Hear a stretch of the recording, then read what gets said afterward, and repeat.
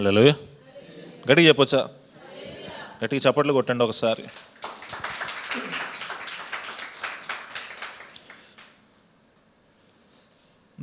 దావీదుని చంపాలనుకున్న సౌలే చనిపోయాడంట కదా. సౌలు రోజు దావీదుని చంపాలనుకున్నాడు, కానీ సౌలే చనిపోయాడు. దావీదు కుమారులైన ఇజ్రాయేల్ ప్రజల్ని రోజు ఒక వ్యక్తి చంపాలనుకుంటున్నాడు. లాస్ట్ 10 years నుంచి, 10 సంవత్సరాల నుంచి అల్ ఖమేనీ అనే ఇరాన్ ప్రెసిడెంట్. రాత్రి ఆయన చచ్చిపోయాడు. సో దేవుని ప్రజలని తాకాలని చూస్తే దేవుడు చూస్తూ ఊరుకోడు. దేవుడు సరైన సమయంలో ఆ సరైన రీతిగా ఆయన శిక్షిస్తాడు. వాళ్ళందరికీ అవకాశం ఇస్తాడు, అలాగే వారిని శిక్షిస్తాడు కూడా. వాక్యంలోనికి వెళ్ళకముందు 2016లో ట్వైలా లెగారే అని ఒక ఆమె ఉంది. ఒబామా గారు అప్పుడు అమెరికా దేశానికి ప్రెసిడెంట్గా ఉన్నప్పుడు, అప్పుడే కెనడా దేశానికి కొత్త ప్రెసిడెంట్ వచ్చాడు. ఇప్పుడు కూడా ఆయనే ఉన్నాడు అనుకుంటా. అయితే ఒబామా గారి భార్య ఆ కెనడా దేశపు ప్రధాని గారిని, బహుశా ఆయన పేరు జస్టిన్ అనుకుంటా, ఇప్పుడున్న కెనడా దేశ ప్రధాని పేరు, సబ్జెక్ట్ టు కరెక్షన్. సో వారిని పిలిచి డిన్నర్ ఏర్పాటు చేశాడు. ఈ దేశపు ప్రధాని ఆ దేశపు ప్రధానికి ఒక డిన్నర్ ఇచ్చాడు. అది మామూలు దేశాలు, చిన్న చిన్న దేశాలు కూడా కాదు, అగ్రరాజ్యాలు అంటాం కదా. అయితే ఆ డిన్నర్ జరుగుతూ ఉన్నప్పుడు ఇటు అమెరికా ప్రెసిడెంట్ కూర్చొని ఉంటే, ఇటు కెనడా ప్రెసిడెంట్ కూర్చొని ఉంటే, మధ్యలో ట్వైలా లెగారే అనే ఒక ఆమె కూర్చొని ఉంది. ఇటు అమెరికా ప్రెసిడెంట్ కూర్చొని ఉన్నాడు, ఇటు కెనడా ప్రెసిడెంట్ కూర్చొని ఉన్నాడు. అదే డిన్నర్లో మధ్యలో ట్వైలా లెగారే అనే ఒక సామాన్య స్త్రీ, 60 ఏళ్ల స్త్రీ కూర్చొని ఉంది. అయితే ప్రెస్ వాళ్ళందరికీ కూడా ఏంటి అంటే, అసలు ఈమె ఎవరు అని చెప్పేసి వాళ్ళు తలగోకేసుకుంటున్నారు అనమాట. అసలు ఈమె ఎవరు, దేశ ప్రధానుల మధ్య కూర్చొని భోజనం చేస్తూ ఉంది ఎవరు అని చెప్పి ప్రెస్ వాళ్ళందరూ కూడా ఎన్నో ఎంక్వైరీలు చేసిన తర్వాత చివరికి తెలిసింది ఏంటంటే, ట్వైలా లెగారే అనే ఆమె అమెరికా దేశానికి చెందిన ఒక సాధారణ పౌరురాలు. ఒబామా గారు ఎప్పుడైతే ప్రెసిడెంట్ అయ్యాడో అయిన వెంటనే చదువుకోవడానికి అవకాశం ఇచ్చాడు. ఉదాహరణకి మనం చదువుకోవడానికి కొంత లిమిట్ ఉంటుంది. ఎంబీబీఎస్ చేయాలంటే ఇంతే లిమిట్ అని, లేదా గవర్నమెంట్ ఎగ్జామ్స్ రాయాలి అంటే ఇంతే ఏజ్ లిమిట్ అని ఉంటుంది.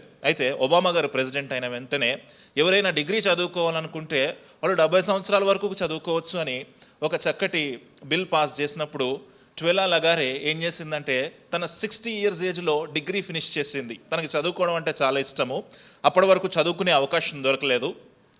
60 years ఏజ్లో ట్వైలా లెగారే ఏం చేసిందంటే తన డిగ్రీని ఫినిష్ చేసింది. ఫినిష్ చేయడం మాత్రమే కాదు, ఒబామా గారికి థ్యాంక్ యూ చెప్తూ ఒక అద్భుతమైన లెటర్ రాసింది. ఆ లెటర్ రాసినప్పుడు ఒబామా గారికి చాలా బాగా నచ్చి ఆ ప్రెసిడెన్షియల్ డిన్నర్లో ఒబామా గారు అలాగే కెనడా ప్రెసిడెంట్ గారి మధ్య ఆమెను కూర్చోబెట్టుకొని భోజనం చేశాడు.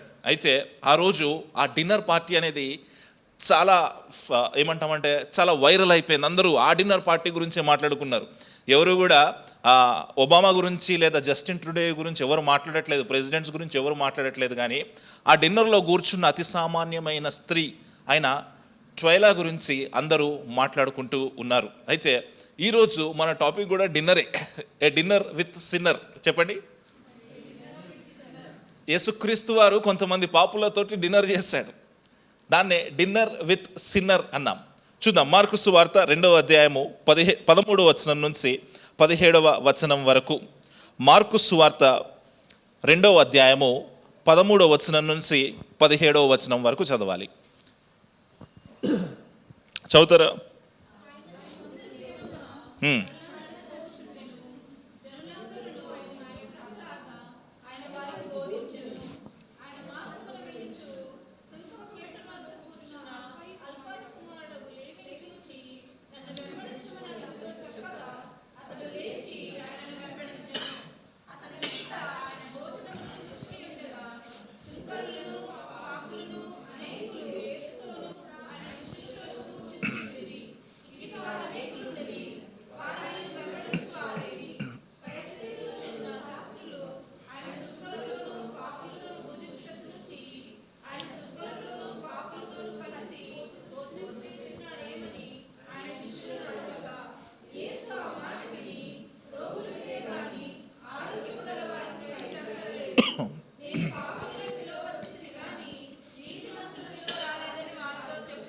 హల్లెలూయా, గట్టిగా చెప్దామా?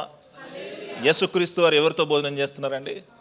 పాపులతో భోజనం చేస్తూ ఉన్నాడు. ఏ డిన్నర్ విత్ సిన్నర్. చెప్పండి, గట్టిగా చెప్పాలి. ఎప్పుడైనా మీరు ఒక పాపితోటి భోజనం చేశారా? ఎవరైనా మర్డర్ చేసిన వ్యక్తితోటో లేదా ఏదైనా తప్పు చేసిన వ్యక్తితోటో ఎప్పుడైనా భోజనం చేశారా? మనమైతే చేయము. ఎందుకంటే రకరకాల కారణాలు ఉంటాయి.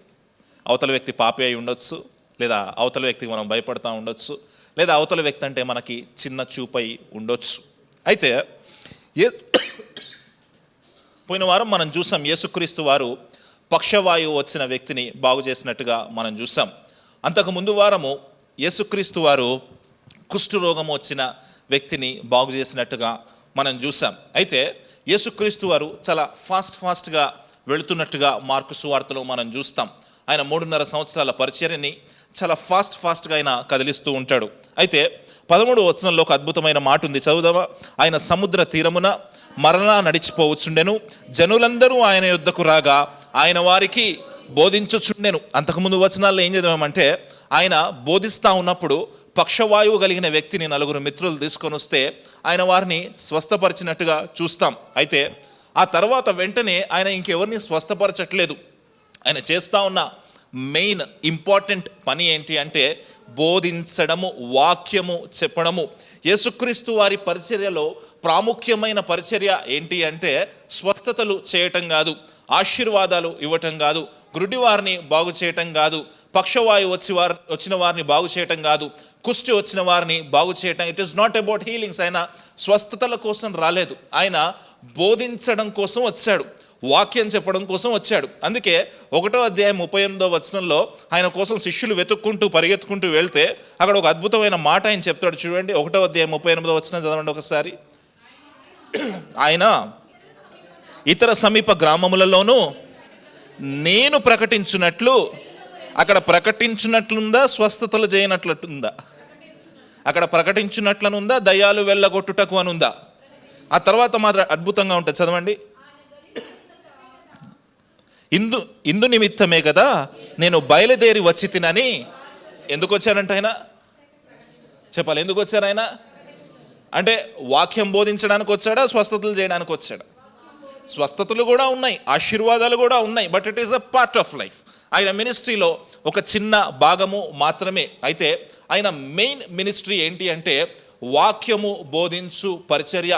చాలా భ్రష్టమైన పరిస్థితి ఏంటి అంటే చాలామంది సంఘాలకి వాక్యం కోసం వెళ్ళట్లేదు. చాలామంది సంఘాలకి వాక్యం కోసం వెళ్ళట్లేదు. కొంతమంది వర్షిప్ కోసం వెళ్తారు, కొంతమంది మ్యూజిక్ కోసం వెళ్తారు, కొంతమంది లైట్స్ కోసం వెళ్తారు, కొంతమంది స్వస్థతల కోసం వెళ్తారు.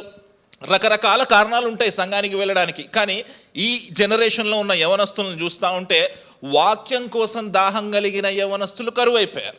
మా చిన్నప్పుడు యూత్ మీటింగో లేదా VBS అంటే పెద్దేమి భోజనాలు ఉండేవి కాదు, పెద్ద ఇన్స్ట్రుమెంట్స్ ఉండేవి కాదు. త్రిబుల్ కాంగో ఉండేది, డోలక్ ఉండేది, అవే ఇన్స్ట్రుమెంట్స్. పరిగెత్తుకుంటూ వెళ్ళేవాళ్ళం, వాక్యం వినేవాళ్ళం, వాళ్ళు పెట్టిన కిచడీ తినేవాళ్ళం, వాళ్ళు పెట్టిన పెరుగుజారు తినేవాళ్ళం. ఇప్పటిలాగా బిర్యానీలు లేవు, మనకంటే ఫెలోషిప్ లంచ్ అంటే బిర్యానీ. అప్పట్లాగా AC హాల్స్ కూడా లేవు, నాన్ AC హాల్స్. తడిచిపోయేవాళ్ళం ఎండాకాలంలో VBS అయితే. ఇప్పట్లాగా అన్ని ఫెసిలిటీస్ కూడా ఏమీ లేవు. కానీ వాక్యము కోసం దాహం కలిగిన జనరేషన్ మాది, వాక్యం కోసం పరిగెత్తిన జనరేషన్ మాది. ఈ జనరేషన్లో సమస్య ఏంటి అంటే వాక్యం అంటే ఏదో అది కొత్త జార్గన్ అంటాం ఇంగ్లీష్లో, ఏదో కొత్త వింత పదంలాగా వాక్యమా అంటే ఏంటి అంటారు. కావాలంటే మిమ్మల్ని లాస్ట్ వీక్ ఏం చెప్పాను అని క్వశ్చన్ అడిగితే ఈ వీక్ చెప్పలేరు. చూడండి, అదే లాస్ట్ వీక్ దీపక్ ఏ పాటకి ఏ గిటార్ కార్డ్ వేసాడంటే వెంటనే చెప్పేస్తారు. ఎందుకు? మన ఆలోచన అక్కడే ఉంది, మనం అక్కడే ఆగిపోయాం. ఒక భక్తుడు ఏమని చెప్తా ఉన్నాడు తెలుసా? ఏ సంఘములో అయితే వాక్యము ఉన్నట్టుగా బోధించారో ఆ సంఘములోంచి వెంటనే మీ బైబిల్ సంఖ్యలో పెట్టుకొని బయటికి వెళ్ళిపోండి అని చెప్పాడు. ఏ సంఘములో అయితే వాక్యం ఉండదో ఆ సంఘంలోంచి మీరు బయటికి వెళ్ళిపోండి అన్నాడు. ఏ సంఘములో అయితే వాక్యం ఉండదో ఆ సంఘంలో మీ పిల్లల్ని పెంచొద్దు అన్నాడు. ఏ సంఘములో అయితే వాక్యం ఉండదో ఆ సంఘములో మీరు సభ్యులుగా ఉండడానికి వీల్లేదన్నాడు. విచారకరమైన విషయము, అలాంటి సంఘాలే ఉన్నతంగా వర్ధిల్లుతూ ఉంటాయి. మరి ఎందుకో తెలియదు నాకు, వాటికే పరిగెడుతూ ఉంటారు మనోళ్ళు. చూడండి, ఆయన చక్కగా వాక్యము బోధిస్తూ ఉన్నాడంట. ఏం చెప్తా ఉన్నాడంట? వాక్యము బోధించి జనులందరినీ పోగు చేసుకొని వాక్యము చెప్పడానికి ఇష్టపడ్డాడు ఆయన, బోధించడానికి ఇష్టపడ్డాడు ఆయన, ప్రకటించడానికి ఇష్టపడ్డాడు ఆయన. అందుకే ఆయన అంటా ఉన్నాడు, ఇందు నిమిత్తమే నేను వచ్చి తిని కదా, వాక్యం చెప్పడానికే వచ్చాను కదా నేను, వాక్యం చెప్పడానికే వచ్చాను కదా నేను. భ్రష్టమైన పరిస్థితి, మీటింగ్స్ పెట్టేటప్పుడు మీటింగ్స్కి ఎవరిని పిలవాలి అంటే ప్రార్థన చేయడం మానేశారు సేవకులు. మీటింగ్స్కి ఎవరిని పిలవాలి అంటే ప్రార్థన చేయడం మానేశారు సేవకులు. నేనైతే మీటింగ్కి పిలిచేటప్పుడు మోకాళ్ళు వేసి ప్రార్థన చేసి, ప్రభువా నువ్వు ఎవరిని బయలుపరుస్తావో వాళ్ళనే నేను పిలుస్తాను.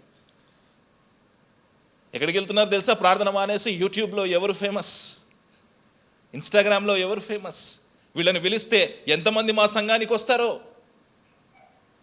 సంగమా, దేవుడు మాట్లాడతావు. దేని కొరకు నీ పరుగు, దేని కొరకు నీ ఆరాటం, దేని కొరకు నీ ఆతృత, దేని కొరకు నీ ఆవేశం.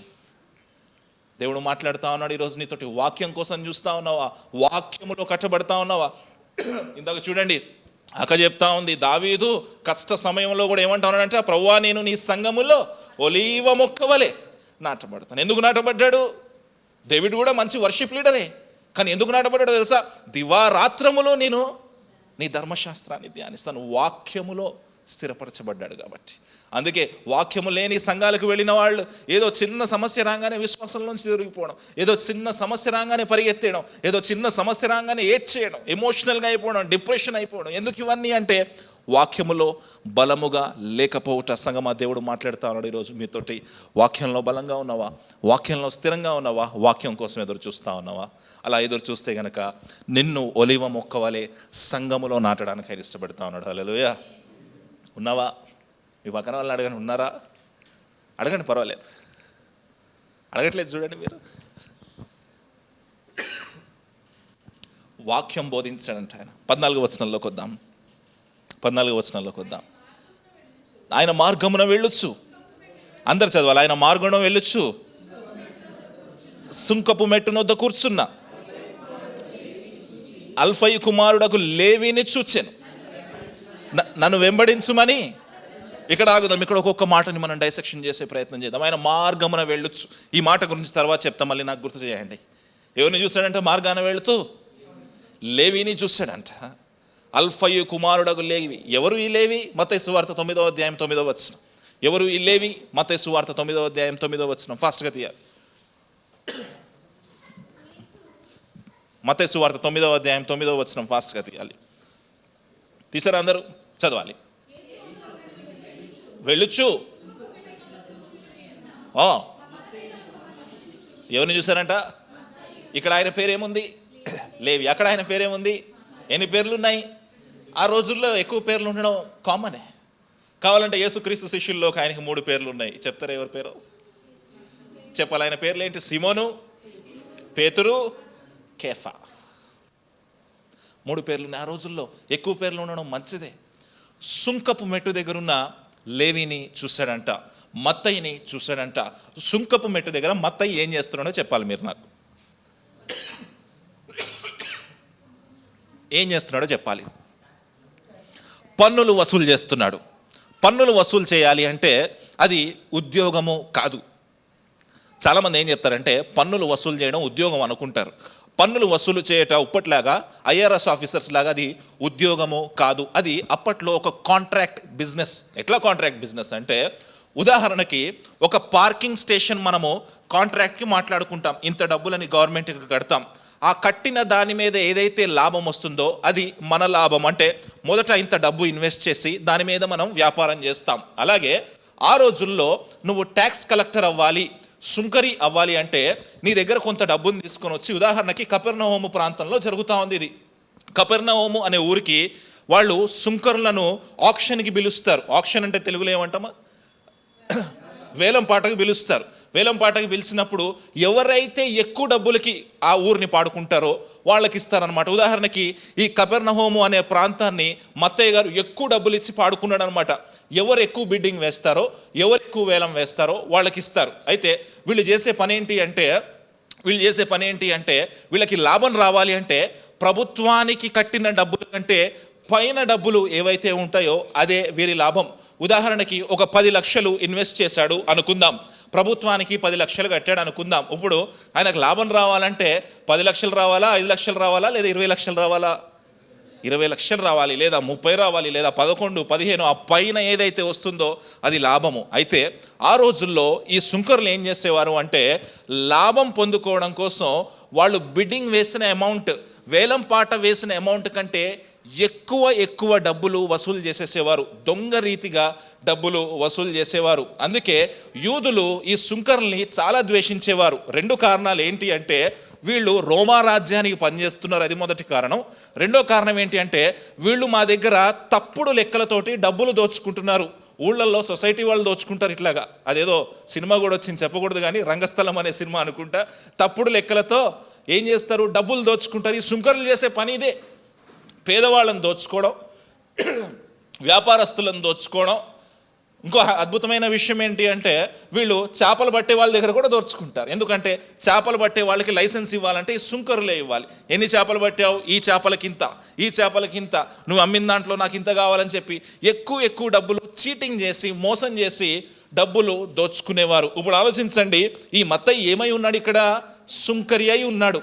ఈ సుంకరి ఏమై ఉన్నాడు? మోసగాడై ఉన్నాడు.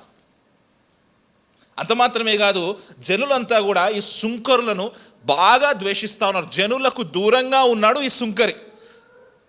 ఎందుకు ఈ మాట చెప్తున్నానంటే సుంకరిని ఎవరు ఇంటి పక్కన వాళ్ళు కూడా పలకరించారు. ఎందుకు పలకరించారంటే యూదులు ఏమనేవారంటే వాడిని పలకరిస్తే మనం వాడు దుర్మార్గుడు, వాడు మన దగ్గర డబ్బులు దోచుకుంటున్నాడు కాబట్టి వాడు పాపి, వాడు అపవిత్రుడు, వాడిని పలకరిస్తే మనం అపవిత్రం అయిపోతాం. అతను పలకరించేవారు కూడా కాదు. వారిని సమాజ మందిరంలోకి రానిచ్చేవారు కూడా కాదు, చర్చిలోనికి రానిచ్చేవారు కాదు సుంకరులని. ఎందుకంటే వాడు చర్చిలోకి వస్తే మన సంఘం అపవిత్రం అయిపోతుంది, సమాజ మందిరం అపవిత్రం అయిపోతుంది. అద్భుతమైన విషయం ఏంటంటే చుట్టాలు కూడా ఇంటికి భోజనానికి కూడా పిలిచేవారు కాదు సుంకరులు. ఎందుకో తెలుసా? సుంకరి వచ్చి మన ఇంట్లో భోజనం చేస్తే కనుక మన ఇల్లంతా అపవిత్రం అయిపోతుంది. ఆ రోజుల్లో అలాంటి పరిస్థితి. ఇప్పుడు ఆలోచించండి, సుంకరి అయిన మత్తయి స్థానంలో మీరుండి ఆలోచన చేయండి. డబ్బున్నవాడే, అన్నీ ఉన్నాయి, సుఖభోగాలు అన్నీ ఉన్నాయి, ప్రభుత్వం అండదండలు అన్నీ ఉన్నాయి, కానీ ఏమీ లేదు అంటే మాట్లాడే మనిషి లేడు. సంఘానికి వెళ్ళడానికి వీలు లేదు, చర్చికి వెళ్ళే అవకాశమే లేదు.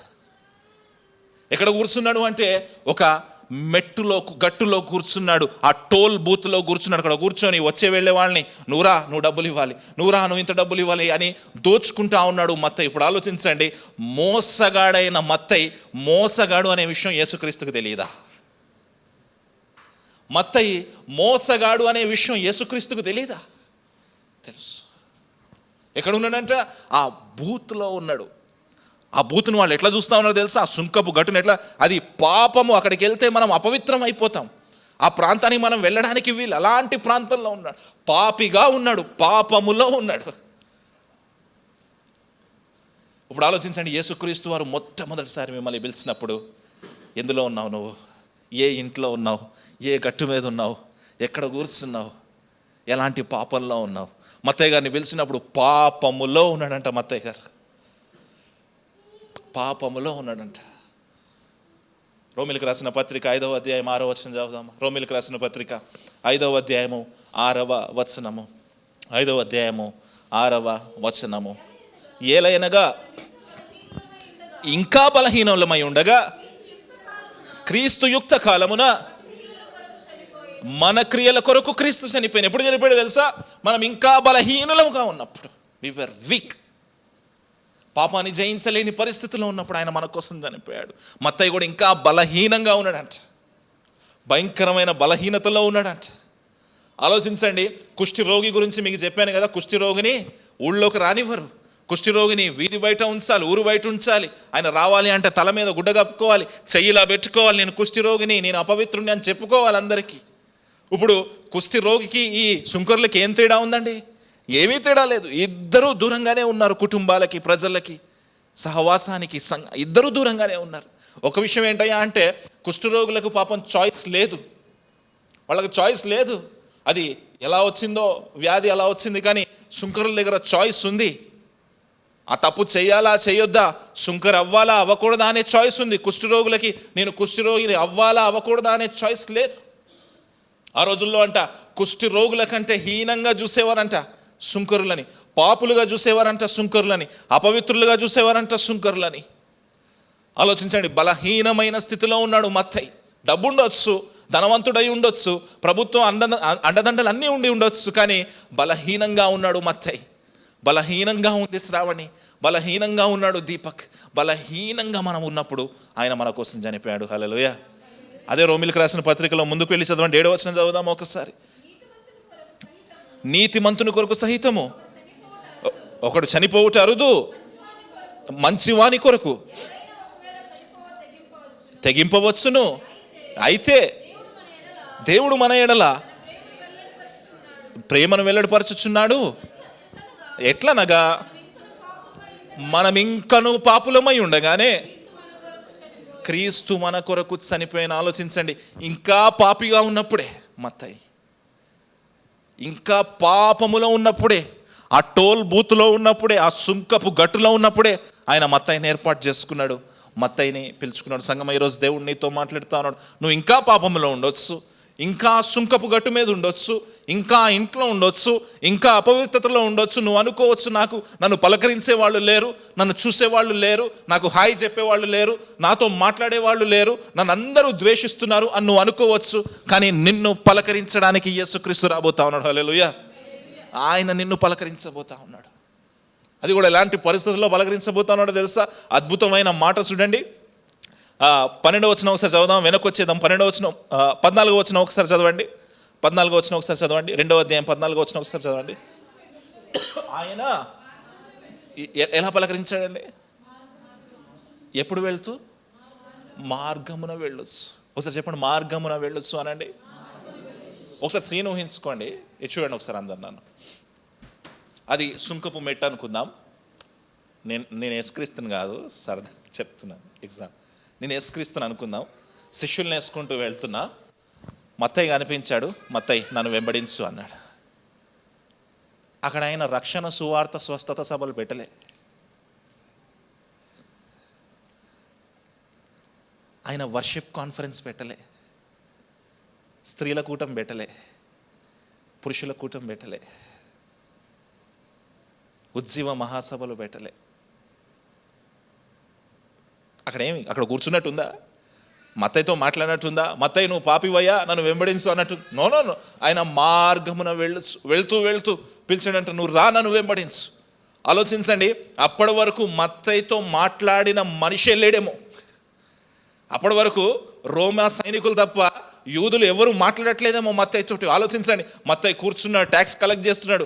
ఎన్ని రోజులు ఈ బ్రతుకు, ఎన్ని రోజులు ఇలా కూర్చుంటాను నేను ఇందులో? ఒక్క బంధువు కూడా మాట్లాడేవాడు లేడే. ఒకవేళ మత్తయి మాట్లాడాలనుకుంటే ఎవరితో మాట్లాడుకోవచ్చు తెలుసా? తోటి సుంకరులతోటి, అంటే తోటి పాపులతోటి. సిన్నర్స్ అందరూ కలిసి గెట్ టుగెదర్ పెట్టుకోవచ్చు అనమాట.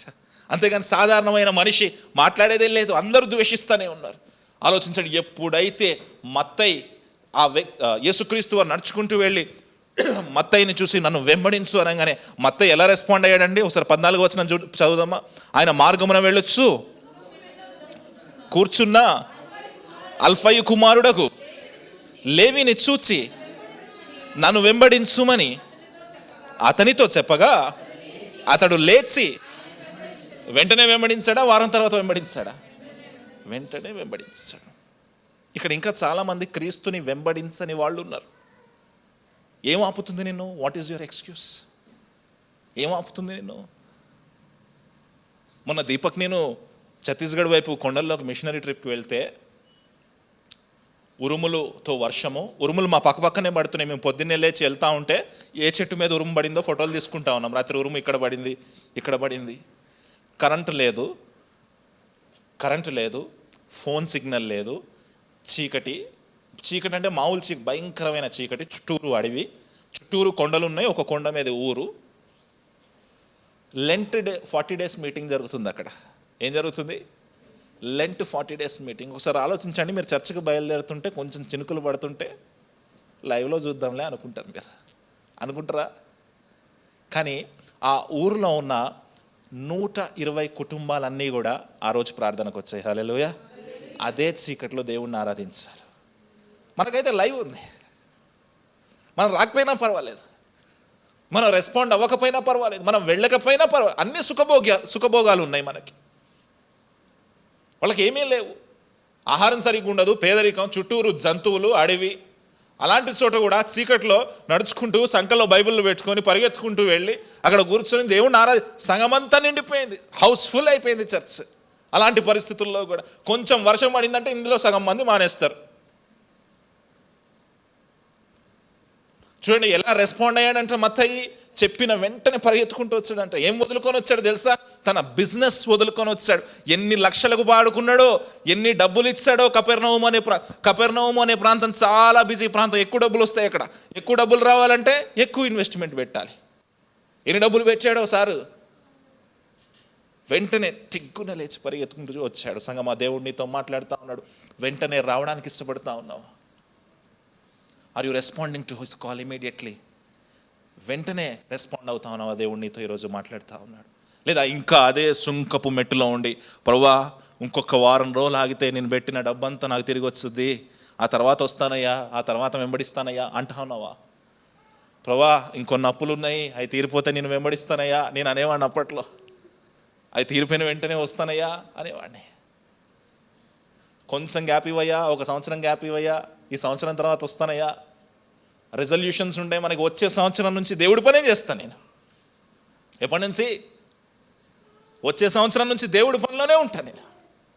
ప్రభువు నాకు ఉద్యోగం ఇస్తే దేవుడి పని ఖచ్చితంగా చేస్తాను నేను. కండిషన్స్ ఉంటాయి మనకి, కండిషన్స్ ఉంటాయి మనకి ప్రతిదానికి. నువ్వు నాకు ఇది చేస్తే నేను నీకు ఇది చేస్తా, నేను నీకు 10,000 ఇస్తే నువ్వు నాకు 1,00,000 రూపాయలు ఇవ్వాలి ప్రభు, అప్పుడే ఇస్తా నీకు. విచారకరమైన విషయం, సంఘాల్లో కూడా ఇవే ఉన్నాయి. మీరు నాకు 10,000 స్పాన్సర్ చేయండి, మీకు దేవుడు 1,00,000 రూపాయలు ఇస్తాడు. ఎక్కడి నుంచి ఇస్తాడు ఆయన? ఏమైనా లక్కీ డ్రా పెడుతున్నాడు ఆయన? విచారకరమైన విషయం, భ్రష్టమైన పరిస్థితి. వాటి కోసమే పరిగెడతా ఉన్నారు జనులు, వాక్యము కోసం పరిగెత్తట్లేదు జనులు. సంగమా, దేవుడు మాట్లాడుతూ ఉన్నాడు. సంఘములో ఒలీవ మొక్క వలె నాటబడాలి అంటే వెంటనే లేచి వెళ్ళాలి, పరిగెత్తుకుంటూ వెళ్ళాలి, వాక్యములో బలపడాలి. కొత్త నిబంధన గ్రంథంలో ఒక చోట పౌలు గారిని అరెస్ట్ చేస్తారు. అరెస్ట్ చేసి లోపల వేసిన తర్వాత ఫెలిక్సు అనే ఒక అధికారి ఉంటాడు. అధికారి పౌలు గారిని పిలిపించుకొని, అసలు నీ బాధ ఏందో నాకు చెప్పయ్యా అంటాడు. అసలు నీ బాధ ఏందో నాకు చెప్పు, అసలు ఏదో సువార్త అంటున్నావు కదా, నువ్వు నాకు చెప్పు అంటాడు.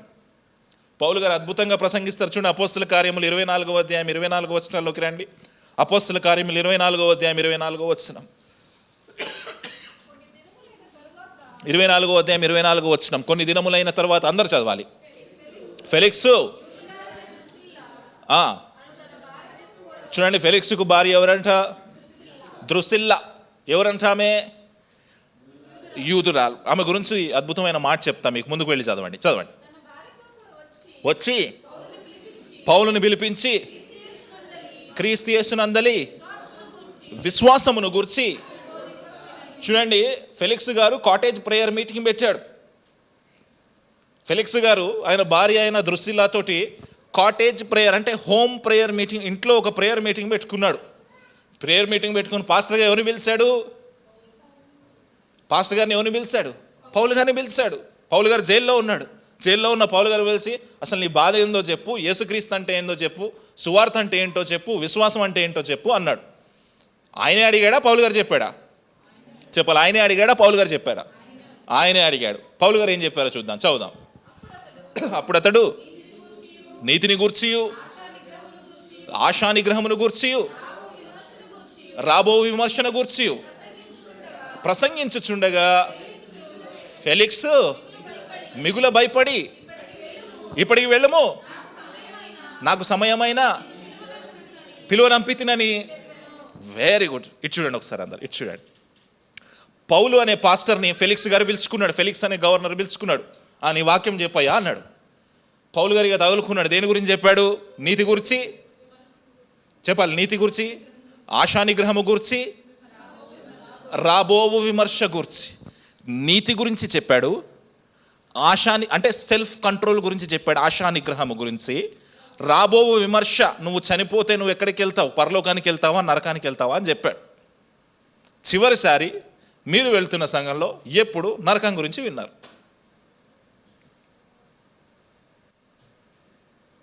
ఫెలిక్స్ గారు వాళ్ళ భార్య కొత్త కొత్త క్రైస్తవులు అవుదామని పిలిచారండి. అసలు నీ బాధ ఏందో చెప్పయ్యా అన్నారండి. ఈయన ఏం చెప్పాలా? ఫెలిక్సు, నువ్వు క్రీస్తుని నమ్ముకుంటే నీకు ఆశీర్వాదాలు వస్తాయి, మీ ఇంట్లో స్వస్థతలు జరుగుతాయి, గర్భఫలాలు తెరవబడతాయి, నీ అప్పులు తీరిపోతాయి. ఫెలిక్స్కి ఇష్టమైన వాక్యం చెప్పాలా చెప్పొద్దా? కానీ ఈ మనిషి ఏం చేశాడు చూడండి, నీతి గురించి, ఆశా నిగ్రహం గురించి, రాబోయే తీర్పు గురించి చెప్పాడు. ఎందుకు చెప్పాడంటారు? తర్వాత వచనం చదవండి.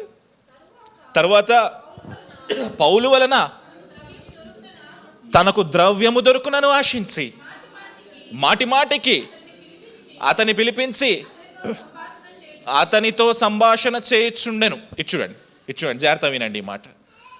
పౌలు గారు 3 విషయాలు చెప్పాడు ఫెలిక్స్కి. ఏంటి ఆ విషయాలు? నీతి గురించి, ఆశా నిగ్రహం గురించి, రాబో విమర్శ గురించి. ఆ తర్వాత ఫెలిక్స్ ఏమన్నాడంట, ఇది మనకు సెట్ అయ్యేటట్లేదు, ఇది మనకి ఎక్కడో గుర్చుకుంటుంది ఈ సువార్త, నువ్వు వెళ్ళిపోయా, నిన్ను తర్వాత పిలుస్తానన్నాడంట. తర్వాత పిలిచినప్పుడు ఏం ఆశించాడంట పౌల్ దగ్గర నుంచి? పౌల్ దగ్గర డబ్బులు ఏమైనా దొరుకుతాయేమో అన్నాడంట. అంతకుముందు వాక్యం ఎందుకు గుర్చుకుంది ఆయనకి? నీతి గురించి చెప్పాడు కాబట్టి. ఫెలిక్స్కి లేదు, నీతి లేదు. ఫెలిక్స్కి నీతి లేదు కాబట్టి ఏమన్నా తెలుసా, నువ్వు పోయా, తర్వాత నేను పిలుస్తానన్నాడు. ఫెలిక్స్ కరప్టెడ్ పర్సన్, లంచగొండి, ఖైదీగా ఉన్న పౌల్ దగ్గర కూడా డబ్బులు ఆశించిన దరిద్రుడు, నీతి లేని వ్యక్తి, నీతి మాలిన వ్యక్తి. ఖైదీల దగ్గర ఎవరైనా డబ్బులు ఆశిస్తారా అండి? అది కూడా గవర్నర్ పొజిషన్లో ఉండి, గవర్నర్ అయిన ఫెలిక్స్ ఖైదీ దగ్గర ఏం అడుగుతున్నాడంట, నీ దగ్గర ఏమైనా డబ్బులు దొరుకుతాయా, నీ దగ్గర డబ్బులు ఉన్నాయా, చర్చ్ కోసం డబ్బులు పోగేసావు, అందులో నాకేమన్నా కొంచెం ఇస్తావా అని మాటికి పిలుస్తా ఉన్నాడంట. మాటికి పిలుస్తా ఉన్నాడంట. డబ్బులు ఆశించి, నీతి లేని వ్యక్తి. ఇంకా దేని గురించి బోధించాడు ఆయన? నీతి గురించి, ఆశా నిగ్రహం గురించి. ఆశా నిగ్రహం గురించి ఎందుకు బోధించాడో తెలుసా? ఫెలిక్స్ భార్య అయిన ద్రుసిల్లా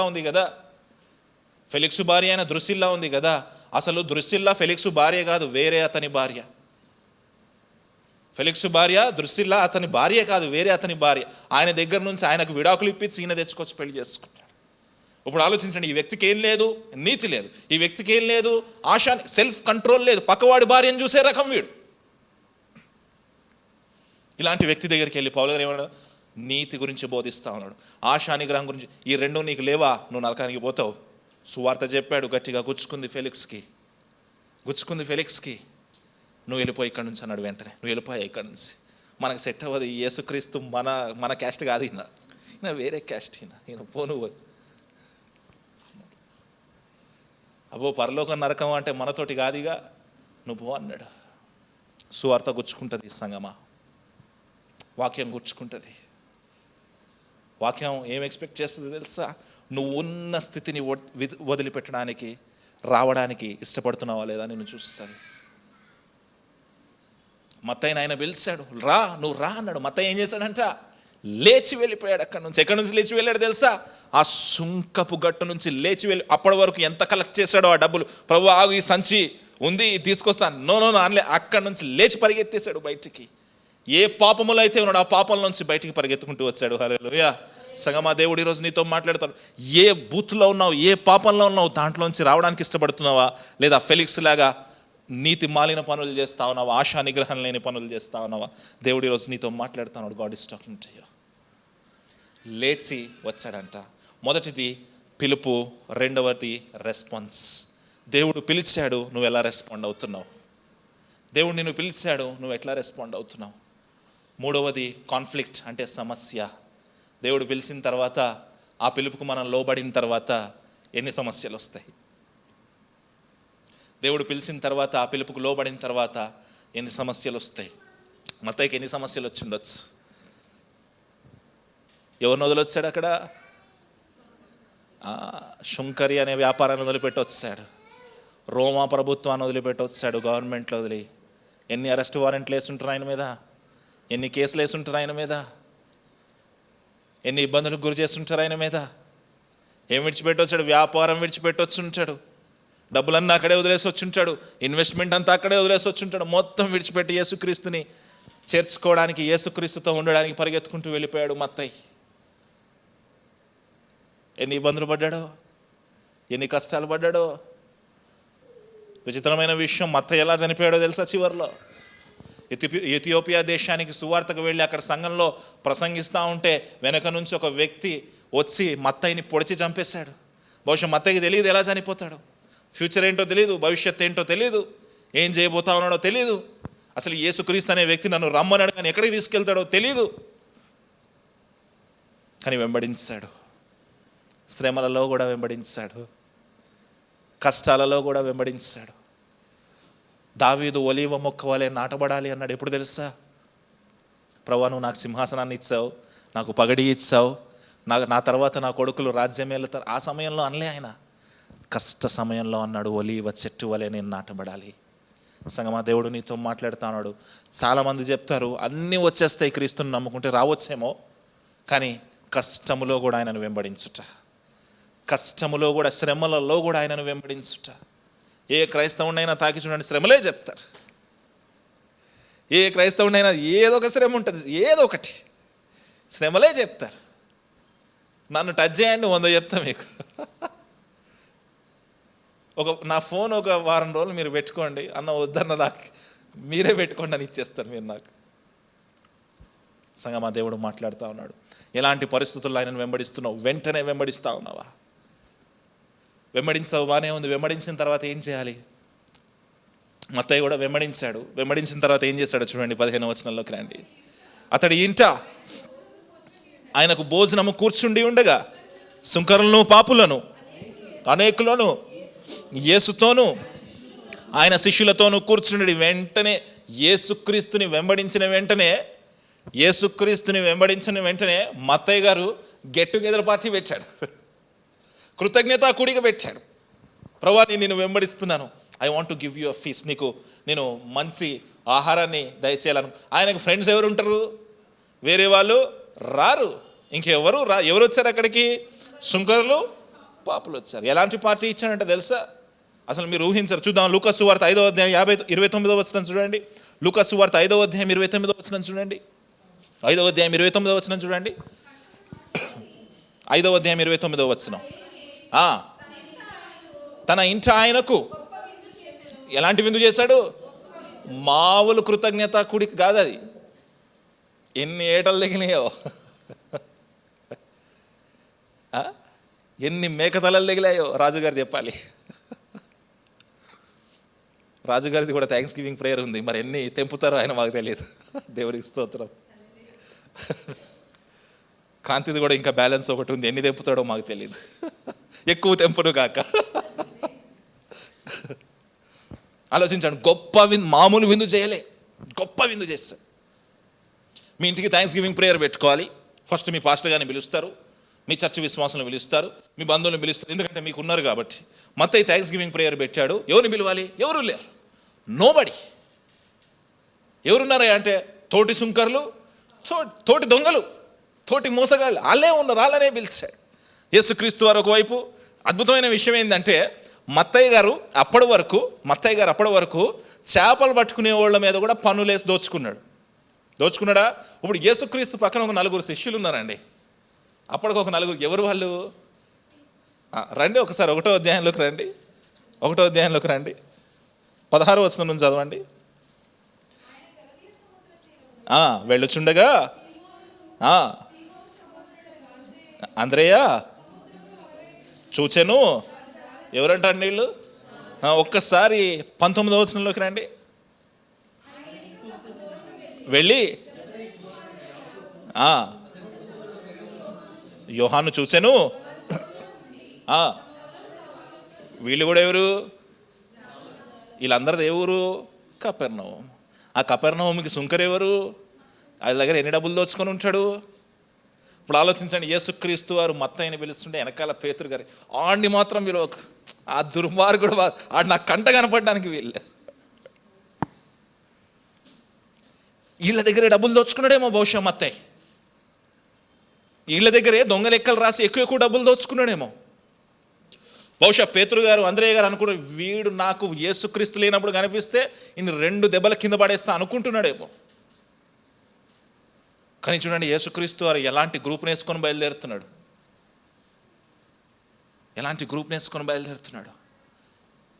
చూడండి, ఆ ఇంట్లో ఆ 4 జాలర్లతో పాటు పాపులతో పాటు గొప్ప విందు చేశాడంట. మార్కు గారు ఏమన్నాడు తెలుసా? అతని ఇంట ఆయన భోజనమునకు కూర్చుండి అన్నాడు. ఎవరింట? మత్తయ్య గారి ఇంట్లో భోజనానికి కూర్చున్నారు. లూకా గారు ఏమన్నారు? 5వ అధ్యాయం 29వ వచనంలో, ఆ లేవి తన ఇంట ఆయనకు గొప్ప విందు చేసెను అని అన్నాడు. ఇప్పుడు ఆలోచించండి, మీ ఇంటికి యేసుక్రీస్తు వారికి భోజనానికి వచ్చారు అనుకుందాం. మీ ఇంటికి యేసుక్రీస్తు వారు భోజనానికి వచ్చారు అనుకుందాం. మీ వీధి చివర ఫస్ట్ ఏం వెలుస్తుంది? ఒక 16x16 ఫ్లెక్స్ వెలుస్తుందా? కనిపెడ రాజు గారికి ఇంటికి విచ్చేయబోతున్న యేసుక్రీస్తు వారికి కనిపెడ కుటుంబం వారి ఆహ్వానం. పక్కన రాజు గారు, ఇటువైపు ధ్యాని, రాబోయే బుడ్డోడు, వీళ్ళందరూ ఫోటోలు ఉంటాయా? ఊరందరికి తెలియాలి, ఎందుకంటే మనం ఆయన పిలిచినాం కాబట్టి ఉంటాయి. మార్క్ అన్నాడు, లేవి ఇంట్లో భోజనానికి కూర్చున్నాడంట ఆయన. లూకా గారు అన్నాడు, లేవి ఇంట్లో యేసుక్రీస్తు వారు భోజనానికి వెళ్ళాడు అని చెప్పాడు. మత్తయ్య గారు కూడా సువార్త రాశాడా? మత్తయ్య గారు కూడా సువార్త రాశాడా? ఆయన ఏం చెప్పుకొని ఉండాలి? మత్తయి సువార్త 9వ అధ్యాయం 9వ వచనం తీయండి. మత్తయి సువార్త 9వ అధ్యాయం 9వ వచనం తీయండి. మత్తయి సువార్త 9వ అధ్యాయం 9వ వచనం అందరు తీయాలి, అందరం చదువుదాం. చదవండి. యేసు అక్కడి నుంచి వెళ్ళొచ్చు, కూర్చుండి ఉన్న మత్తయ్య అని ఎవరు? ఆయనే రాసుకుంటున్నాడు. ఇది మత్తయ్య రాసిన సువార్త. ఇది ఆయన గురించి ఆయనే రాసుకుంటున్నాడు. సుంకపు మెట్టులో కూర్చున్న ఆయన ట్విస్ట్ చేయట్లేదు. జాగ్రత్తగా వినండి, ట్విస్ట్ చేయట్లేదు. సుంకపు మెట్టు దగ్గర కూర్చున్న మత్తయ్యని చూశాడు, పాపములో ఉన్న మత్తయ్యని చూశాడు అనే విషయం ఖచ్చితంగా రాసుకుంటున్నాడు ఆయన అక్కడ. చూసి ఇంకో అద్భుతమైన విషయం ఏంటి తెలుసా? అది ఎన్నో అధ్యాయం అండి? చెప్పాలి, ఎన్నో అధ్యాయము? ఆ సువార్త రాసింది ఎవరు? మత్తయ్య. నేను సువార్త రాస్తే ఫస్ట్ అధ్యాయంలో నా పేరు ఉండాలా, కానీ 9వ అధ్యాయం వరకు మత్తయ్య గారు వెయిట్ చేస్తా ఉన్నాడు తన గురించి చెప్పడానికి. ఎలా చెప్పుకున్నాడో తెలుసా? తను పాపిని అనే విషయం చెప్తున్నాడు. నేను ఆ సుంకపు మెట్టు దగ్గర నేను కూర్చున్నాననే విషయాన్ని గుర్తు చేస్తున్నాడు. ట్విస్ట్ చేసి రాయట్లే, తనకున్న వేరే ఫేస్ చూపించట్లే. తను ఏమై ఉన్నాడో దాని గురించే రాస్తున్నాడు. తర్వాత వచనం చదవండి, అద్భుతంగా ఉంటుంది. చెప్పాలి, ఏమనుంది? ఎవరి ఇంట్లో? అక్కడ ఉందా? రాశాడా?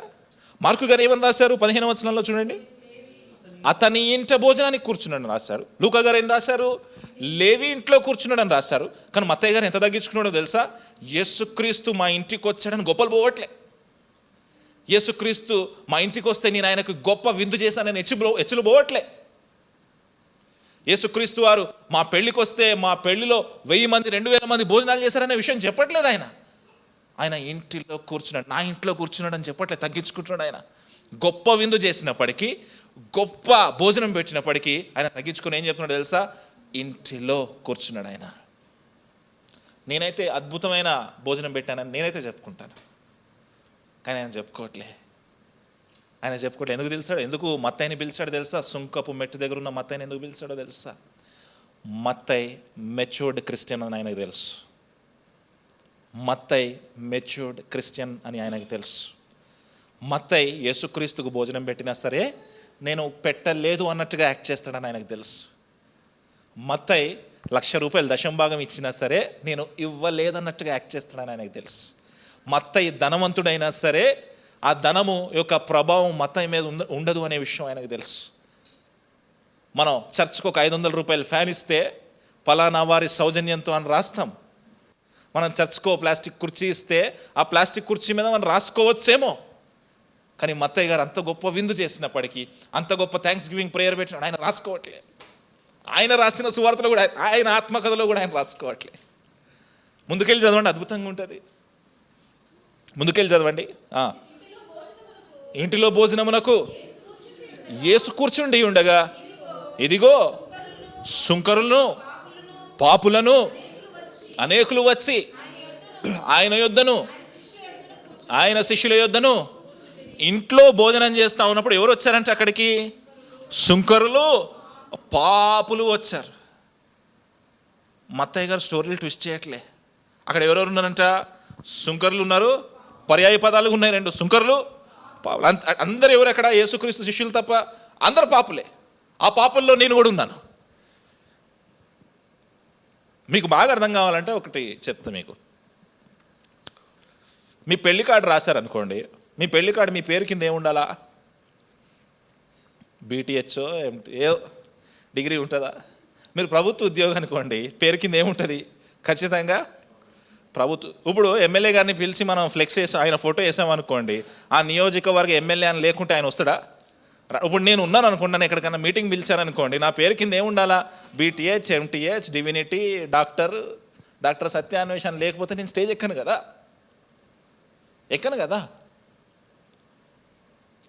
కానీ మత్తయ్య గారు తనను తాను ఎట్లా ఐడెంటిఫై చేసుకుంటాడో తెలుసా? ఎట్లా చూపించుకుంటాడో తెలుసా? నేను కూడా వాళ్ళలాగే పాపినే. నా ఇంట్లోనే గొప్ప విందు అవ్వచ్చుగాక, నేను గొప్ప ధనవంతుడిని అవ్వచ్చుగాక, నేను కూడా ఈ పాపుల్లో ఒకడిని. అందుకే రోమీలకు రాసిన పత్రిక 5వ అధ్యాయం 8వ వచనంలో, మనం ఇంకనూ పాపులమై ఉండగా క్రీస్తు మన కొరకు చనిపోయాను. He's identifying with sinners. ఎందుకు మత్తయ్యని పిలిచాడో తెలుసా? ఎందుకు నిన్ను నన్ను పిలవలేదు తెలుసా?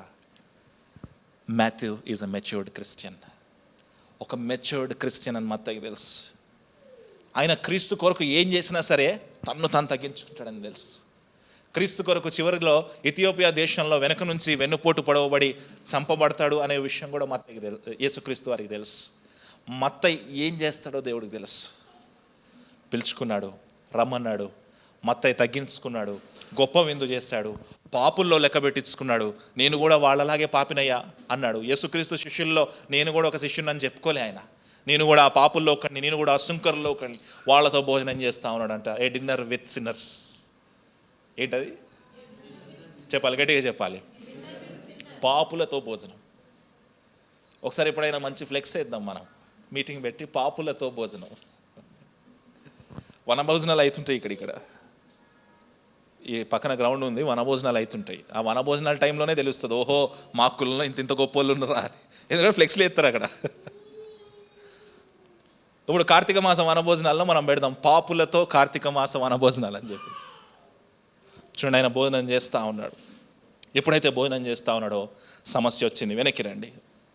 2వ అధ్యాయము 15వ వచనం నుంచి మళ్ళీ చదువుదాం. 15వ వచనం నుంచి మళ్ళీ చదువుదాం. భోజనం కూర్చుండి ఉండగా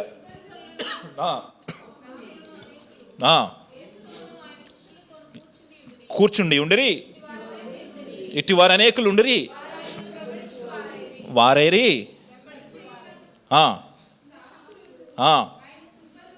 సుంకరులతోనూ పాపులతోనూ భుజించుట చూసి, సుంకరులతోనూ పాపులతోటూ చున్నాడే అని ఈయనేందో వాళ్ళతోటి కూర్చొని భోజనం చేస్తున్నాడు. వెంటనే అడిగారు. ఎవరు అడిగారు? పరిసయ్యులు అడిగారు. పరిసయ్యులు అనే మాటకు అర్థం ఏంటి? వేరు చేయబడ్డవారు, సపరేటెడ్ వన్స్. పరిసయ్యుడు, ఫారసీ అంటే వేరు చేయబడ్డవారు. వీళ్ళు వేరుగా ఉంటారు. వీళ్ళ బట్టలు వేరుగా ఉంటాయి, వీళ్ళ కండువాలు వేరుగా ఉంటాయి, వీళ్ళు మనుషులతోటి కలవరు, సమీపించరాని తేజస్సులో ఉంటారు వీళ్ళు. అసలు వీళ్ళ అపాయింట్మెంట్ దొరకడమే కష్టం. అపాయింట్మెంట్ కావాలంటే 10,000 కావాలి. పరిసయ్యులు లాంటి పాస్టర్లు ఉన్నారా? ఉన్నారు. పరిసయ్యులు లాంటి దొంగలు ఉన్నారా? వేరు చేయబడి వీళ్ళంతా మేము చోజన్ జనరేషన్, మేము కింగ్స్ జనరేషన్. యేసుక్రీస్తు వారే బానిసలాగా ఈ లోకానికి వస్తే వీళ్ళు ఏమంటారు? మేము కింగ్, మా దేవుడు రాజ్. మేము మంచి మంచి సూట్లు వేసుకుంటాం. ఈ సూట్ నేను ముందు కొనుక్కున్నదిలే, ఇప్పటిది కాదు. రాజు కొడుకు ఎట్లుండాలా? రాజులాగా ఉండాలా. ఈ పరిసయ్యులు ఏమంటారు తెలుసా? మేము వేర్పాటు చేయబడ్డవారు, మేము పాపులతో భోజనం చేయం. మేమైతే పాపులతో, ఈయనేంది పాపులతో భోజనం చేస్తున్నాడు, ఈయనేంది పాపులతో కూర్చున్నాడు, ఈయనేంది సుంకరులతో కూర్చున్నాడు. అందుకే గల్తీలకు రాసిన పత్రిక మనం ధ్యానం చేస్తా ఉన్నప్పుడు శరీర సంబంధులు, ఆత్మ సంబంధులు అనే విషయం గురించి జ్ఞానం చేసి, శరీర సంబంధులు ఏం చేస్తారంట? వాళ్ళకి ఏముండదంట? ప్రేమ ఉండదు, జాలి ఉండదు, అభిచారము, వ్యభిచారము, ద్వేషము, మత్సరము, కోపము, క్రోధం. వాళ్ళ జీవితాల్లో ఎప్పుడు వాళ్ళ ముఖాల్లో నవ్వే ఉండదు. You will never see a Pharisee laughing. ఒక పరిసయ్యుడు నవ్వుతూ ఉండడం ఎప్పుడూ చూడవును. పరిసయ్యులు లాంటి వ్యక్తులు లేరా మన చుట్టూరు? ఆడు ఎప్పుడు ఏడుపు ముఖమే. నేను చూసిందంటే ఆడు ముఖం మారిపోతుంది. మొన్న ఒక ఆయన అంటున్నాడు, మిమ్మల్ని చూస్తే ఇరిటేట్ అవుతున్నాడు అండి ఆయన అంటున్నాడు. ఎందుకు ఇరిటేట్ కావాలా? నేనేమన్నా బొద్దింకనా ఇరిటేట్ కావడానికి అన్నా నేను. ఎందుకు ఇరిటేట్ కావాలా? అంటే వాళ్ళు తక్కువ, మేము ఎక్కువ. ఈ పాపులు ఉన్నారే, వీళ్ళు దుర్మార్గులు ఉన్నారే, వీళ్ళు నరకాన్ని, వీళ్ళు తక్కువ జాతి వాళ్ళు, మేము ఎక్కువ జాతి వాళ్ళం. ఈ కులపోళ్ళు ఉన్నారే, వీళ్ళు ఊరు బయట ఉంటారే, వీళ్ళు తక్కువ వాళ్ళు, మేము ఎక్కువ వాళ్ళం. సంఘమా, దేవుడు మాట్లాడుతా ఉన్నాడు. భ్రష్టమైన పరిస్థితి, కులానికి ఒక సంఘం ఏర్పాటైంది ఈరోజు. లేవా? కుకట్పల్లిలోనూ ఉన్నాయి, వెళ్ళి చూడండి కావాలంటే. కులానికి ఒక సంఘం ఉంది.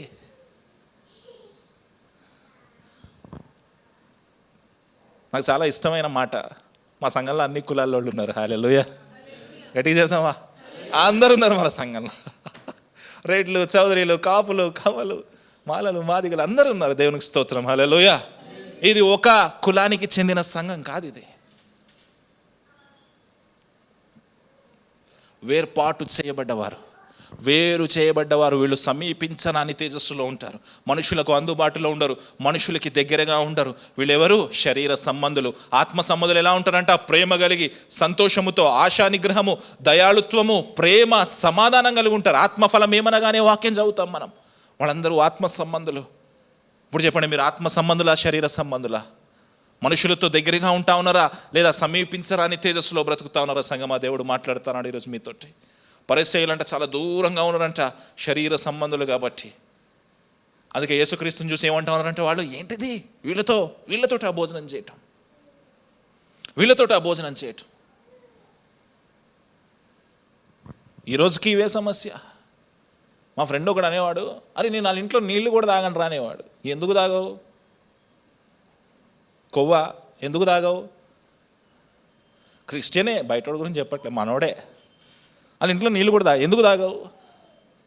దీపక్ నేనే ఏమేం తాగినావు మాకు తెలియదు. మొన్న బోల్డని తాగినావు, అక్కడ బోల్డని నీళ్ళు తాగాము, బోల్డని భోజనాలు, చిక్కుడుకాయల కూరతో కొమ్మిండు దీపక్ అయితే. ఏవో దుంపలు ఉంటాయి, ఏందవి చామ దుంపల పైన ఆకుంటుందంట, దాంతో కూడా పచ్చడి చేసారు వాళ్ళు. అద్భుతంగా ఉంది, తిన్నాం. ఏం చేస్తాం? ఏ డిన్నర్ విత్ అ సిన్నర్. మనమైతే గేట్లు వేసుకుంటాం, మనమైతే బ్యారికేడ్లు వేసుకుంటాం, దూరంగా ఉంటాం, దూరంగా ఉండే ప్రయత్నం చేస్తాం, మనల్ని మనం ప్రత్యేకించబడిన వారుగా చూస్తాం. కానీ దేవుడు అలా చూడట్లేదు సంగమా. ఈరోజు దేవుడు నిన్ను ఎలా చూస్తానో తెలుసా? దేవుడు అసలు నీ వైపు చూడట్లేదు తెలుసా? నువ్వు ఏమై ఉన్నావో చూడట్లేదు ఆయన నీ కొరకు చూస్తున్నాడు. నిన్ను పిలవడానికి చూస్తున్నాడు తప్ప నువ్వేమై ఉన్నావు, నువ్వు ట్యాక్స్ బూత్లో ఉన్నావా, నువ్వు పాపివై ఉన్నావా, నువ్వు వ్యభిచారివై ఉన్నావా, నువ్వు మోసగాడై ఉన్నావా చూడట్లేదు ఆయన నిన్ను పిలవడానికి నీ కొరకు చూస్తా ఉన్నాడు. ఆయన మత్తయిని చూశాడు, మత్తయి మోసగాడు, ఆయనకు తెలుసు. మత్తయి వైపు చూడలేదు ఆయన. వ్యభిచారంలో పట్టబడిన స్త్రీ అందరూ వచ్చి, శరీరులందరూ వచ్చి, అయ్యా ఈమె వ్యభిచారంలో దొరికింది, కానీ ఆయన ఆమెను వ్యభిచారి అనలేదు, అమ్మా అన్నాడు. పాపంలో ఉన్న వ్యక్తులను చూసి వాళ్ళ పాపాన్ని ఆయన గుర్తు చేయలేదు. పైకి లెగు అన్నాడు, స్వస్థపరిచాడు, బాగుపరిచాడు. సంగమా, ఈరోజు దేవుడు నిన్ను నీ కొరకు ఆయన చూస్తూ ఉన్నాడు. నిన్ను ఆయన చూడట్లే. నువ్వు ఏ ట్యాక్స్ బూత్లో ఉన్నావో మాకైతే తెలియదు, నువ్వు ఏ పాపంలో ఉన్నావో మాకైతే తెలియదు. దేవుడు నిన్ను చూడట్లేదు, ఆయన నీ కొరకు చూస్తూ ఉన్నాడు. నువ్వు వస్తావని చూస్తూ ఉన్నాడు, నీకోసం ఆయన చూస్తూ ఉన్నాడు, నీకోసమే ఆయన ఎదురు చూస్తూ ఉన్నాడు. హల్లెలూయా. ఏమని అన్నారంట ఆయన? పాపులతో కలిసి భోజనం చేయటం ఏంటి? 17వ వచనం చదువుదాం ఒకసారి. యేసు ఆ మాట విని, రోగులకే గాని ఆరోగ్యము గలవారికి వైద్యుడు అక్కరలేదు, నేను పాపుల్నే పిలవచ్చు తిని కానీ నీతిమంతుల్ని పిలువ రాలేదని వారితో చెప్పాను. రోగులకే వైద్యుడు అవసరం. నేను వైద్యుడుని అని ఆయన చెప్పుకుంటున్నాను. I'm a doctor. నేను ఒక వైద్యుడిని, నేను రోగుల్ని స్వస్థపరచడానికే వచ్చాను. మంచిగా ఉన్నవాళ్ళు మా హాస్పిటల్కి రావక్కర్లే. ఈ వైద్యుడు ఎలాంటి వైద్యుడు అంటే తెలుసా? ఈ వైద్యుడు ఎలాంటి వైద్యుడు అంటే తెలుసా? 24 గంటలు అవైలబుల్గా ఉంటాడు ఈ వైద్యుడు. ఈ యేసుక్రీస్తు అనే డాక్టర్ ఉన్నాడు కదా, మీ డాక్టర్ గారి టైమింగ్స్ ఏంటి చెప్పండి ఒకసారి. దాని మీ డాక్టర్ గారి టైమింగ్స్ ఏంటి? అపాయింట్మెంట్ తీసుకుని వెళ్ళాలా? యేసు కుమార్, మీ డాక్టర్ గారి టైమింగ్స్ ఏంటి? అపాయింట్మెంట్ తీసుకుని వెళ్ళాలా? ఆయన ఉన్నప్పుడే మనం వెళ్ళాలి. కానీ ఈ వైద్యుడు ఎట్లాంటి వైద్యుడు అంటే హీ ఈజ్ అవైలబుల్ 24/7. 24 గంటలు అవైలబుల్ ఉండే వైద్యుడు మన యేసుక్రీస్తు. హల్లెలూయా. గట్టిగా చెప్దామా? ఈ వైద్యుడు ఎట్లాంటి వైద్యుడు అంటే నిన్ను టెస్ట్ చేసి నీలో ఏ రోగం ఉందో పర్ఫెక్ట్గా రిపోర్ట్ ఇవ్వగలిగే వైద్యుడు. నేను మొన్న ఒక టెస్ట్ చేయించుకున్నా, ఆ మరుసటి రోజే అదే సేమ్ టెస్ట్ ఇంకో చోట చేయించుకుంటే అక్కడ ఎక్కువ వచ్చింది, ఇక్కడ తక్కువ వచ్చింది. నేను అనుకున్నా ఎట్లా వస్తుంది అని. ఇద్దరు వైద్యులే కానీ రిపోర్ట్ వేరుగా ఉంది. ఈ వైద్యుడు ఎట్లాంటి వైద్యుడు అంటే నీకోసం 24 గంటలు ఉండే వైద్యుడు. ఈ వైద్యుడు ఎట్లాంటి వైద్యుడు అంటే నిన్ను టెస్ట్ చేసి నీలో ఏ తప్పు ఉంది, ఏ పాపం ఉంది పర్ఫెక్ట్గా రిపోర్ట్ ఇచ్చే వైద్యుడు. హల్లెలూయా. గట్టిగా చెప్దామా? ఈ వైద్యుడు ఎలాంటి వైద్యుడు అంటే నిన్ను పూర్తిగా బాగు చేసే వైద్యుడు. సగం సగం ఉండవు ఆయనవి. మీకు క్యాన్సర్ పోయిందండి, మళ్ళీ 2 నెలల తర్వాత రావచ్చండి అని చెప్పాడు ఆయన. నీలో ఈ పాపం పోయింది, మళ్ళీ ఈ పాపం వచ్చి నిన్ను అంటుకుంటుందని చెప్పాడు ఆయన. ఈ వైద్యుడు ఎట్లాంటి వైద్యుడు అంటే నిరంతరము నీ కోసం అవైలబుల్గా ఉండే వైద్యుడు. ఈ వైద్యుడు ఎలాంటి వైద్యుడు అంటే నీకు సరి అయిన రిపోర్ట్ ఇచ్చే వైద్యుడు. ఈ వైద్యుడు ఎలాంటి వైద్యుడు అంటే నిన్ను సంపూర్ణంగా బాగు చేసే వైద్యుడు. అద్భుతమైన విషయం ఏంటో తెలుసా? ఈ వైద్యుడు ఎలాంటి వైద్యుడు అంటే ఈయనకు మనం ఫీజు కట్టక్కర్లే. He's a doctor, he doesn't take fees. 5 రూపాయల వైద్యుల్ని చూసాం, 10 రూపాయల వైద్యుల్ని చూసాం, రూపాయి వైద్యుల్ని చూసాం. నాకు ఇష్టమైన సేవకుడు నోవా గారు 10 రూపాయలకి వైద్యం చేస్తాడు చీరాలలో. అందరినీ చూసాం. కానీ ఈ వైద్యుడు ఫీజు ఎంత అంటే జీరో. ఎందుకో తెలుసా? నీ ఫీజు ఆయన కట్టేశాడు. హల్లెలూయా.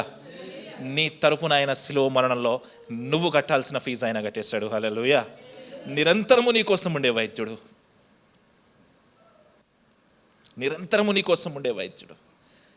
నీకు ఏ తప్పు ఉందో, నీలో ఏ పాపం ఉందో పర్ఫెక్ట్గా రిపోర్ట్ ఇచ్చే వైద్యుడు. నిన్ను పూర్తిగా బాగు చేసే వైద్యుడు. నీ దగ్గర రూపాయి కూడా ఫీజు వసూలు చేయని వైద్యుడు. హల్లెలూయా. ఈ వైద్యుడికి రోగులు కావాలి. ఈ వైద్యుడికి అంతా బాగున్న వాళ్ళు అవసరం లేదు. పరిశీలన వచ్చారు, మేము అంతా బాగున్నాం. వీళ్ళే దొంగలు, వీళ్ళతో నువ్వు ఎందుకున్నావా అంటే డాక్టర్ ఎక్కడ ఉండాలి, పేషెంట్లు ఎక్కడ ఉంటే అక్కడ ఉండాలని చెప్పాడు ఆయన. మన భాషలో చెప్పాలంటే ఇంకో అద్భుతమైన విషయం ఏం చెప్పాడు తెలుసా వీళ్ళకి? ఈ పరిచయలు వచ్చినప్పుడు మత్తయి సువార్తలో ఉంటుంది మాట. చదువుదాం. మత్తయి సువార్త 9వ అధ్యాయం 13వ వచనం తీయండి. మత్తయి సువార్త 9వ అధ్యాయం 13వ వచనం తీయండి. అయితే పాపులను పిలువవచ్చి తిని కానీ పిలువ రాలేదు గనుక కనికరంనే కోరుచున్నాను కానీ బలిని కోరను అని వాక్య భావం ఏమిటో మీరు వెళ్ళి నేర్చుకోండి అని చెప్పాడు. ఈ కనికరమనే కోరుచున్నాను కానీ బలిని కోరట్లేదు అనే వాక్యము హోషేయ గ్రంథంలో ఉన్న వాక్యం. అది పరిశీలు వచ్చారు, అయ్యా నువ్వు వీళ్ళతో కలిసి భోజనం చేస్తున్నావు ఏందయ్యా అని అడిగారు. ఈయన ఏమంటాడో తెలుసా? నేను కనికరమనే కోరుకుచున్నాను కానీ బలిని కోరుకోవట్లేదు అనే విషయాన్ని వాళ్ళకు గుర్తు చేస్తూ మీరు వెళ్ళి చదువుకోండి అయ్యా అంటున్నాడు. ఎవరినన్నాడు ఆ మాట? వీళ్ళు ఎవరు? పిహెచ్డి డాక్టర్లు. వీళ్ళు ఒక పిహెచ్డి డాక్టర్ని ఏమంటాడో తెలుసా? నీకు చదువు రాదు, నువ్వు పోయి చదువుకో అంటున్నాడు. ఎందుకు చెప్తున్నాడో తెలుసా? పరిశీలి ఏ అహంకారంలో ఉన్నారంటే వీఆర్ పర్ఫెక్ట్, మేము చాలా పర్ఫెక్ట్, మాలో ఏ రోగం లేదు అంటున్నాడు. కానీ ఈ వైద్యుడు ఏం చేస్తాడు తెలుసా? వాళ్ళలో ఉన్న రోగాన్ని గుర్తు చేసి ఎల్లో నీలో ఈ రోగం ఉంది అని చెప్పాడు. వాళ్ళకి ఏం చెప్తున్నాడో తెలుసా? ఎవరైతే రోగిగా తనను తాను గుర్తించుకుంటారో, ఎవరైతే పాపిగా తనను తాను గుర్తించుకుంటాడో వాళ్ళకే నేను వైద్యుడిని. హల్లెలూయా. దేవుడు ఈరోజు నీతో మాట్లాడుతూ ఉన్నాడు. God is talking to you. సంగమా, దేవుడు మాట్లాడుతూ ఉన్నాడు. నీకు నువ్వు రోగివి అనే విషయం నీకు తెలుసా? నీకు డాక్టర్ అవసరం అనే విషయం నీకు తెలుసా? లేదా పరిచయుడిలాగా అసలు నేను చాలా పర్ఫెక్ట్గా ఉన్నానయ్యా, నేను చాలా నీతిమంతున్నానయ్యా, అంతా నేను పర్ఫెక్ట్గా, దేవుడే తప్పుటోడు తప్ప నాలాంటి నీతిమంతుడే లేడు అని అనుకుంటా ఉన్నావా? అసలు నాకు డాక్టర్ అవసరమే లేదు అనుకుంటా ఉన్నావా? సంగమా, దేవుడు ఈరోజు నీతో మాట్లాడుతూ ఉన్నాడు. God is talking to you today. మనకి వైద్యుడు అవసరం. చెప్పండి, మీ పక్కన వాళ్ళకి చెప్పండి, మనకు వైద్యుడు అవసరం. నేను రోగిని అని చెప్పండి. మా అత్తయ్య గారు ఏమన్నాడు తెలుసా? నేను ట్యాక్స్ కలెక్టర్ని, నేను వ్యాపారవేత్తని, నేను డబ్బున్న వ్యక్తిని అనలే. యేసుక్రీస్తు వారి కోసం గొప్ప విందు జరిగింది. ఆ విందులో సుంకరులు ఉన్నారు, పాపులు ఉన్నారు. మత్తయి తనను తాను రోగిగా, పాపిగా చెప్పుకున్నాడు. కాబట్టి దేవుడు యేసుక్రీస్తు అనే వైద్యుడు వచ్చి మత్తయిని దా అని పిలిచాడు. ఈరోజు దేవుడు నేను పిలవాలి అంటే you should go to God as an imperfect man. నువ్వు మంచి గిటార్ ప్లేయర్ అయి ఉండొచ్చు, మంచి వర్షిప్ లీడర్ అయి ఉండొచ్చు, మంచి పాస్టర్ అయి ఉండొచ్చు, మంచిగా చదువుకొని ఉండొచ్చు, మంచి ఐపీఎస్ ఆఫీసర్ అయి ఉండొచ్చు, గొప్పడు అయి ఉండొచ్చు, ప్రభుత్వ ఉద్యోగాలు ఉండొచ్చు, అన్నీ ఉండొచ్చు. ఒక సాక్ష్యం ఇంతకుముందు మీకు చెప్పాను, అద్భుతమైన సాక్ష్యం, మీరు విన్నారు, మళ్ళీ చెప్తాను. ఒక ఆయన గెజిటెడ్ ఆఫీసర్ హెబ్రోన్ సంఘానికి వెళ్ళాడు. గోల్కొండ క్రాస్ రోడ్స్లో ఉన్న హెబ్రోన్ సంఘానికి. అక్కడ వెళ్ళి, అయ్యా నేను పరిచర్య చేస్తాను అని చెప్తే ఈయన ఏమనుకున్నాడంటే, నాకు వెంటనే బైబిల్ ఇచ్చేసి వాక్యం చెప్పమంటారు అనుకున్నాడు. ఈయన భక్త్ సింగ్ గారు లోపలికి వెళ్ళి ఉండి ఇక్కడే ఉండని చెప్పి, సర్లే ఎంతలో కాదన్నా బుక్ స్టాల్ దగ్గర అన్నా ఉండమంటాడు అని అనుకున్నాడు ఆయన. గెజిటెడ్ ఆఫీసర్ అంటే పెద్ద పోస్ట్, ఆల్మోస్ట్ ఐఏఎస్ ఆఫీసర్ అంత పోస్ట్. భక్త్ సింగ్ గారు లోపలికి వెళ్ళి ఒక బకెట్, ఒక చీపురు కట్ట తెచ్చాడంట. తెచ్చి అక్కడ ఒక 15 బాత్రూమ్లు ఉన్నాయి, రేపు సువార్త సభలు అన్నీ కడిగి అన్నాడట. సర్లే పెద్ద ఆయన చెప్పాడు కదా అని చెప్పి ఒక బాత్రూంలోకి దూరి కడుగుతున్నాడంట. కడుగుతుంటే పక్క బాత్రూంలోంచి స్తోత్రం చెల్లింతును అనే పాట వస్తుందంట. ఈయన కడుగుతున్నాడంట, పక్క బాత్రూంలోంచి స్తోత్రం చెల్లింతును అనే పాట వస్తుంది. ఇప్పుడు ఈయనకి బాధ ఏంటంటే, నేను డోర్ తీసుకొని బయటికి వెళ్తే వాళ్ళు నాకు తెలిసిన వాళ్ళు అయితే, వీడు గెజిటెడ్ ఆఫీసరు, వీడు బాత్రూంలో కడుగుతాడని వాళ్ళ ముందు చిన్నగా అయిపోతాను అని చాలాసేపు ఆలోచించి, ప్రభువా నువ్వే చూసుకొని డోర్ ఓపెన్ చేసి బయటికి వెళ్ళాడంట. అప్పుడే ఆ పక్క డోర్లోంచి ఇంకో వ్యక్తి బయటకు వచ్చాడంట. చూస్తే ఈయన కంటే పై ఆఫీసర్ అంట ఆయన. హల్లెలూయా. ఈయన ఏమనుకున్నాడు, కనీసం బుక్ స్టాల్ అయినా ఇస్తాడేమో నాకు అనుకున్నాడు. సర్లే బాత్రూంలో కడగడానికి నామోషిగా ఫీల్ అయ్యి కడుగుతూ ఉన్నాడు. పక్క నుంచి పాట ఎవరు పాడుతున్నారంట, ఈయన కంటే గొప్ప ఆఫీసర్. మత్తయి సుంకరే, మత్తయి వ్యాపారే, మత్తయి గొప్పవాడే, మత్తయి ధనవంతుడే, అద్భుతమైన ఆస్తుంది, అందరినీ పిలిచి థ్యాంక్స్ గివింగ్ ప్రేయర్ పెట్టేంత పెద్ద హాల్ ఉంది, పెద్ద ప్యాలెస్ లాంటి ఇల్లుంది, గొప్పవాడే. కానీ తనను తాను రోగిగా, పాపిగా ఎంచుకున్నాడు. ఈరోజు సంగమా, నువ్వు పాపిగా, రోగిగా ఎంచుకుంటే యేసుక్రీస్తు అనే వైద్యుడు నిన్ను బాగు చేయడానికి ఇష్టపడుతూ ఉన్నాడు. దేవుడు మనల్ని బాగు చేయను గాక, దేవుడు మనల్ని నిలబెట్టును గాక, దేవుడి వాక్యాన్ని దీవించును గాక. హల్లెలూయా. కళ్ళు మూసుకుందాం, ప్రభు వాళ్ళలోకి వెళ్దాం. వంశీ.